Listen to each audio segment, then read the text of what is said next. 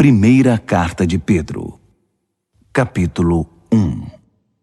Eu, Pedro, sou um apóstolo em missão por Jesus, o Messias, escrevendo aos exilados dispersos nas regiões do Ponto, da Galácia, da Capadócia, da província da Ásia e da Bitínia. Não falta ninguém. Ninguém foi esquecido. Deus, o Pai, está de olho em cada um de vocês e decidiu, pela obra do Espírito, mantê-los obedientes por meio do sacrifício de Jesus. Que tudo de bom seja enviado da parte de Deus a vocês. Que Deus nós temos! E como somos felizes em tê-lo, o Pai do nosso Senhor Jesus. Pelo fato de Jesus ter ressuscitado dos mortos, recebemos uma vida nova e temos tudo na vida, até mesmo um futuro no céu, que começa agora. Deus está atento a nós e ao futuro. O dia em que vocês terão tudo isso, vida restaurada e integral, está chegando. Sei quanto vocês se sentem bem com isso, ainda que nesse meio tempo tenham de enfrentar todo tipo de provação. O ouro puro passado pelo fogo sai comprovadamente puro. A fé genuína que passa pelo sofrimento sai comprovadamente genuína.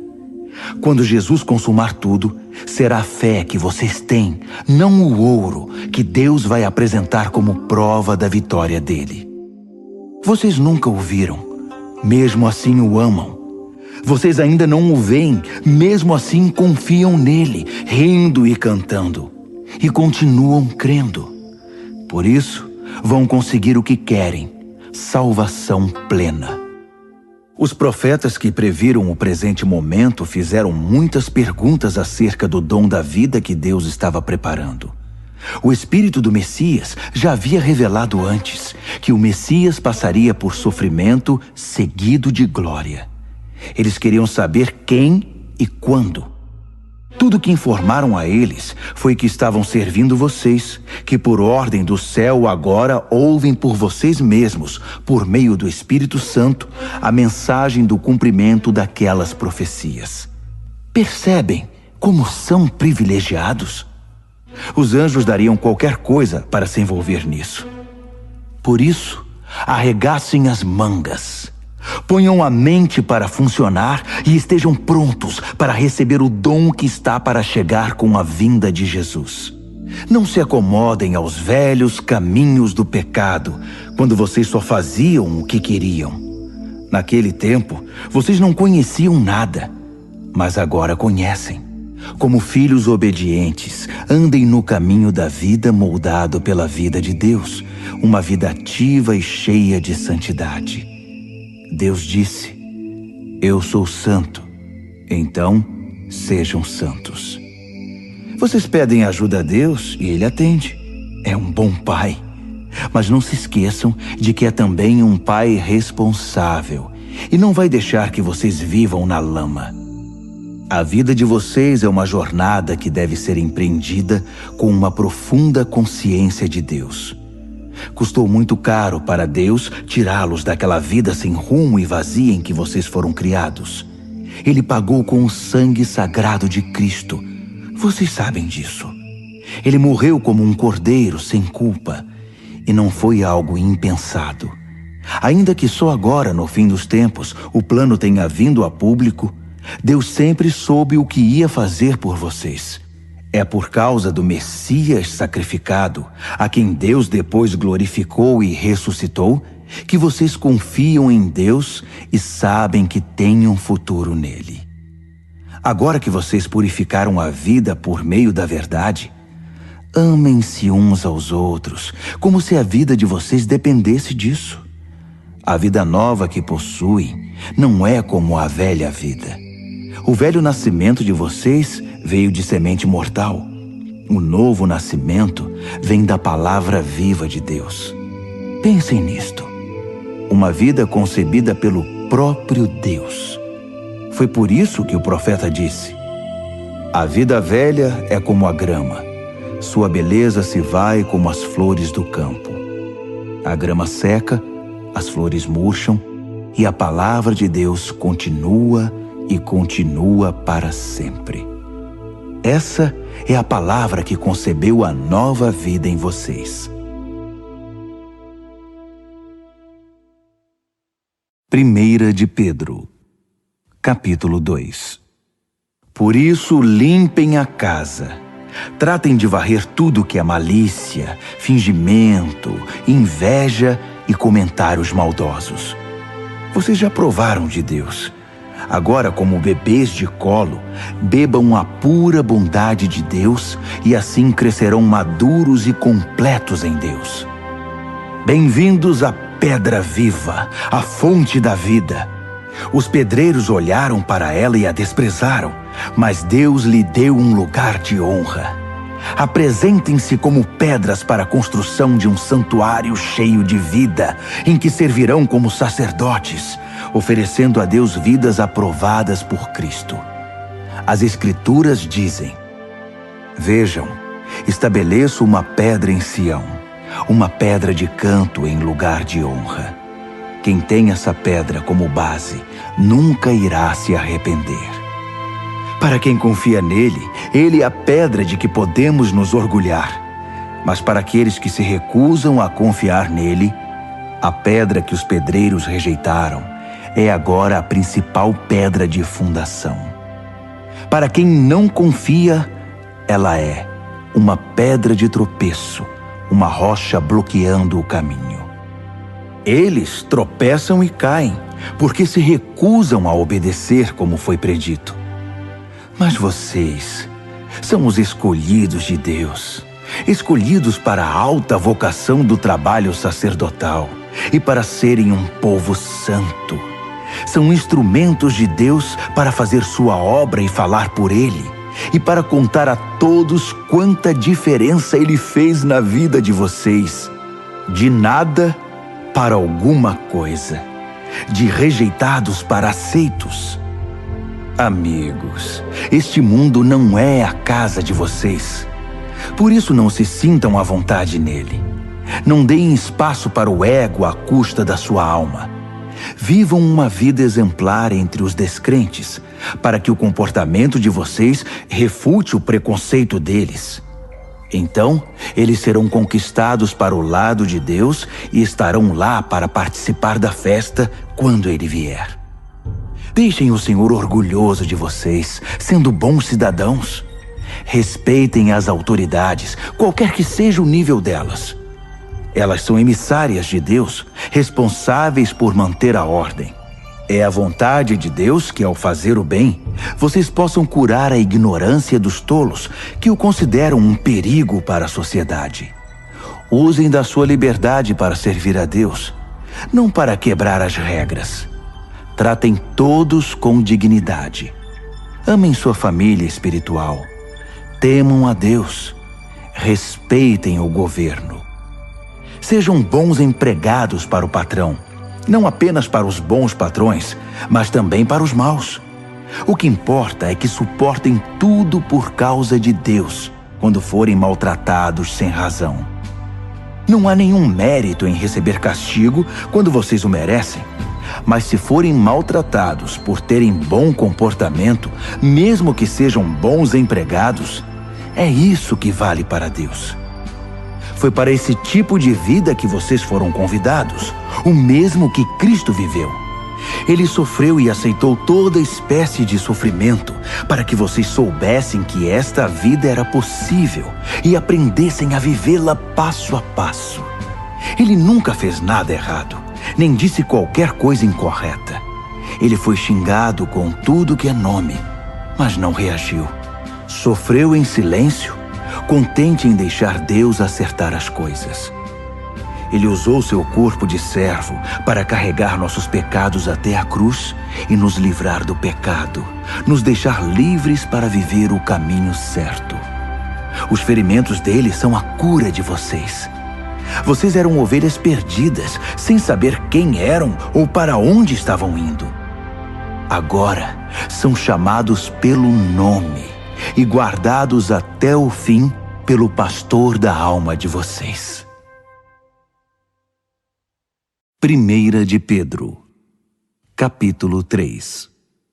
O mesmo vale para vocês, esposas. Sejam boas esposas, cada uma para o seu marido, atentas às necessidades deles. Há maridos que, mesmo indiferentes à palavra de Deus, poderão ser cativados pela vida da beleza santa de vocês. O que importa não é a aparência exterior, o estilo do cabelo, as joias, o corte da roupa, mas sim sua atitude interior.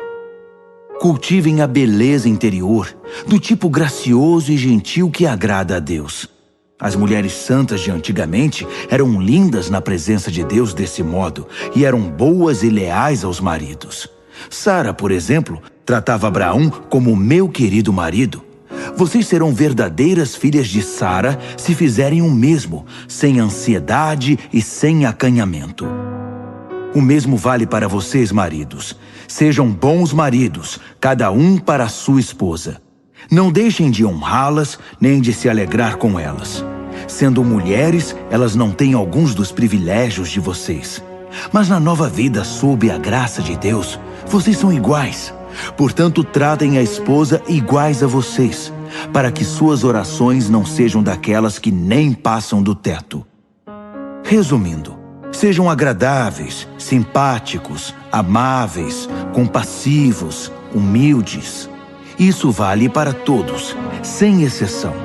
Nada de retaliação, nada de língua afiada para o sarcasmo. Em vez disso, abençoem, que é a obrigação de vocês. Assim serão uma bênção e também receberão bênçãos. Quem quer abraçar a vida e ver dias cheios de bem, eis o que tem de fazer. Não diga nada maldoso ou capaz de ferir. Despreze o mal e cultive o bem. Persiga a paz com todo empenho. Deus aprova tudo isso, ouvindo e respondendo bem ao que é pedido. Mas volta as costas para os que fazem o mal. Se vocês fazem o bem com o coração e a alma, quem os impedirá? Ainda que sofram por causa disso, é o melhor para vocês. Não deem uma segunda chance à oposição. Em condições favoráveis ou desfavoráveis, mantenham um coração atento em adoração a Cristo, Senhor de vocês. Estejam prontos para falar e explicar a qualquer um que perguntar por que vocês adotaram esse estilo de vida, sempre com a maior gentileza. Tenham uma consciência tranquila na presença de Deus, de modo que quando as pessoas jogarem lama em vocês, não consigam sujá-los. Seus inimigos vão acabar percebendo que eles é que precisam de um banho. É melhor sofrer por fazer o bem, se é isso que Deus quer, que ser punido por fazer o mal. Afinal, o que Cristo definitivamente fez, sofreu por causa dos pecados dos outros, o justo pelos injustos. Ele enfrentou tudo isso, foi morto e ressuscitou para nos conduzir a Deus. Ele proclamou a salvação de Deus às gerações anteriores que estavam na prisão por não terem escutado. Vocês sabem que, embora Deus tenha esperado pacientemente que Noé construísse uma arca, poucos foram salvos. 8, para ser exato, salvos da água pela água.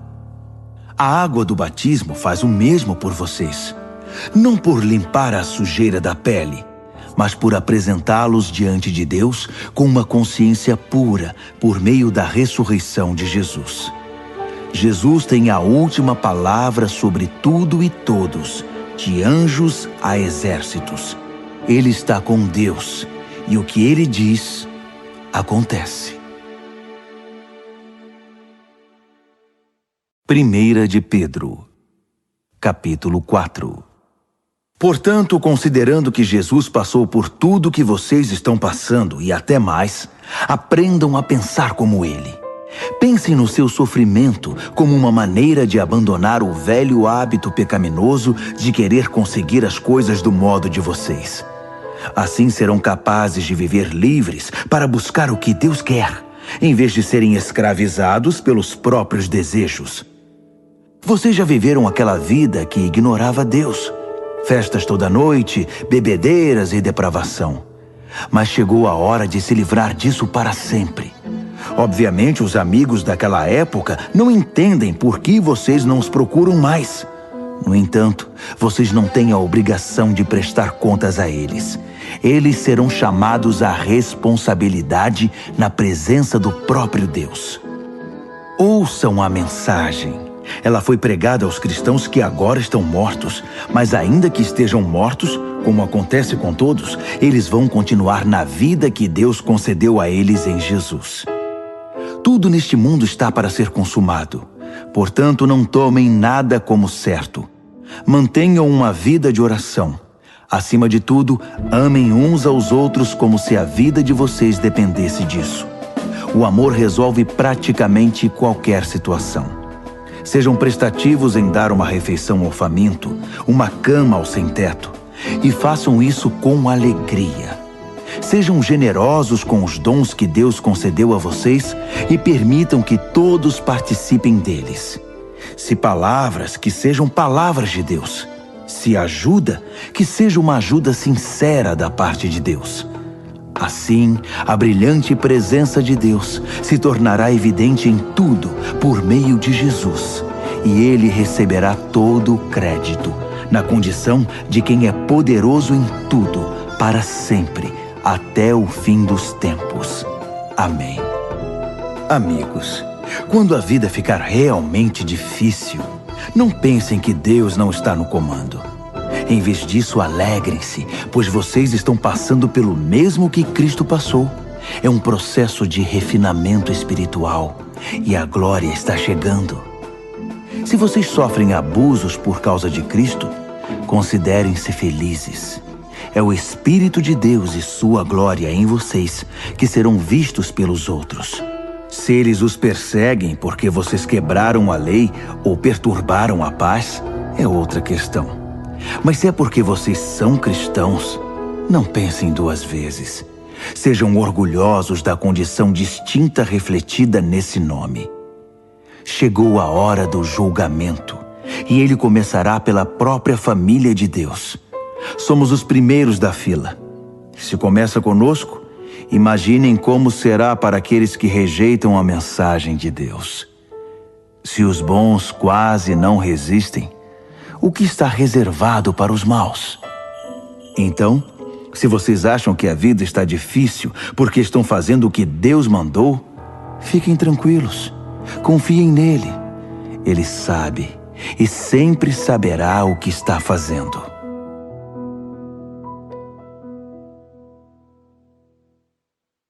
Primeira de Pedro, capítulo 5. Tenho uma preocupação especial por vocês, líderes da igreja. Sei o que é ser líder, participar dos sofrimentos de Cristo e também da glória futura. Esta é minha preocupação, que vocês cuidem do rebanho de Deus com todo o cuidado de um pastor.